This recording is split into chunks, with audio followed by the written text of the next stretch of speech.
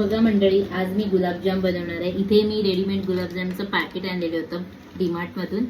माझ्या मुलीला गुलाबजाम खायची खूप इच्छा होत होती, म्हटलं चला आज आपण बनवूया।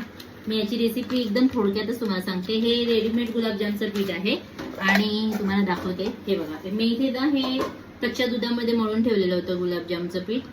छान मस्त आपलं झालेलं आहे, तुम्ही पाहू शकतात। मस्त असे थोडेसे गुलाबजाम रेडी झालेले आहेत। आता आपण याला ना पाकामध्ये सोडणार आहोत। अगोदर याला मी मस्त असं एकदम शॅलो फ्राय करून घेते।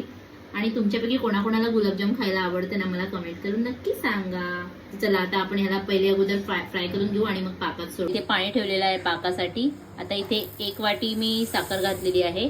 तुम्ही तुमच्या आवडीप्रमाणे जेवढं गोड आवडेल तेवढं घालू शकतात। मी थोडं गोड कमी खाते आणि मुलीला द्यायचं म्हणून थोडं कमीच गोड करते। पण गुलाबजामुन गोड असले तरच छान लागतात, पण माझ्यासाठी थोडंसं कमी गोड मी करते।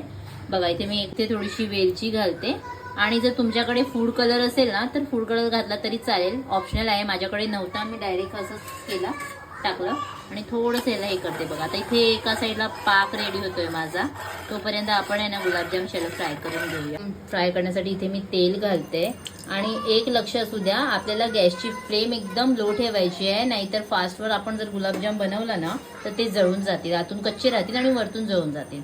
बघा आता तेल गरम होतंय, आपलं तेल गरम झालेलं आहे। एक एक करून गुलाबजाम ह्यामध्ये सोडूया। तुम्ही पाहू शकता, हे बघा एकदम फ्लेम एकदम लो ठेवून आणि मग ह्याला मस्त तळायचे छानपैकी मंद आचेवरती।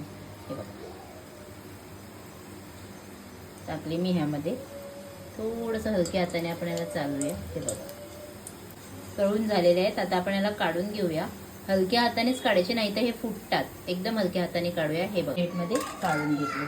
असे करून पूर्ण गुलाबजामुन आपल्याला फ्राय करून घ्यायचं। एक एक करून सोडते मंडळी। इथे पाक सुद्धा आपला मस्त रेडी झालेला आहे। आता मी गॅसची फ्लेम बंद करून पाकाला 10 मिनिटं थोडंसं थंड होऊ देते आणि मग यामध्ये आपण गुलाबजामुन सोडूया। हे बघा पाक सुद्धा झालेला, एकदम डार्क पाक नाही करायचे, चिपचिपा नाही, फक्त नॉर्मल थोडंसं आपल्याला असं पातळ असं ठेवायचं आहे पाकाला। बघा तर गॅसची फ्लेम बंद करते मी। इकडे आपला पाक पण रेडी झालेला आहे आणि हे गुलाबजामुन सुद्धा फ्राय करून झालेले आहेत। तर त्याआधी तुम्हाला माझी रेसिपी कशी वाटली, आवडली असेल तर नक्की लाईक, शेअर आणि फॉलो करायला विसरू नका। चला बाय बाय, भेटूया नेक्स्ट व्हिडिओमध्ये। बाय। हे सर्व गुलाबजाम सोडले मी आता पाकामध्ये। बाय।